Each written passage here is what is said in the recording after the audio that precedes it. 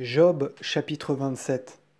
Et Job, ajoutant à ce préambule, dit: Vive le Seigneur qui m'a ainsi jugé, le Tout-Puissant qui a rempli mon âme d'amertume.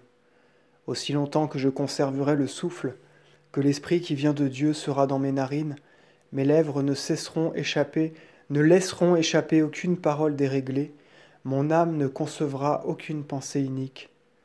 Dieu me garde jusqu'à la mort de vous dire juste. Je ne me dépouillerai point de mon innocence. M'attachant à la justice, je ne la quitterai point, car je n'ai pas conscience d'avoir fait rien de mal. Aussi mes ennemis seront-ils renversés comme des impies, et ceux qui s'élèvent contre moi périront comme des pervers. Car quelle est l'espérance de l'impie qui persiste en son impiété? Sera-t-il sauvé lui aussi en s'appuyant sur le Seigneur? Ou Dieu exercera-t-il sa prière? Et au jour de l'adversité, aura-t-il quelque assurance devant lui? Ou, s'il fait semblant de l'invoquer, sera-t-il écouté? Mais je vais vous apprendre ce qui est dans la main du Seigneur, quelle chose a le Tout-Puissant, je ne mentirai point. Vous le savez bien tous, vous accumulez vanité sur vanité.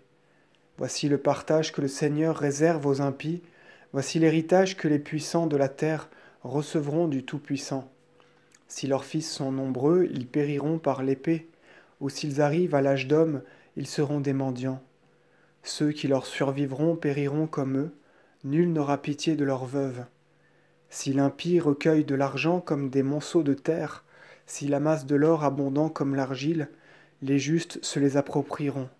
Les hommes sincères posséderont ses richesses. Car sa maison aura disparu comme ce qui est mangé par la teigne, comme une toile d'araignée. Il se sera couché riche, c'est fini pour lui. Il a ouvert les yeux et déjà il n'est plus. Les douleurs ont fondu sur lui comme un torrent. Pendant la nuit, il a été surpris par un sombre tourbillon. Le vent brûlant l'enlève et il passe, et il le fait tourbillonner loin de sa place.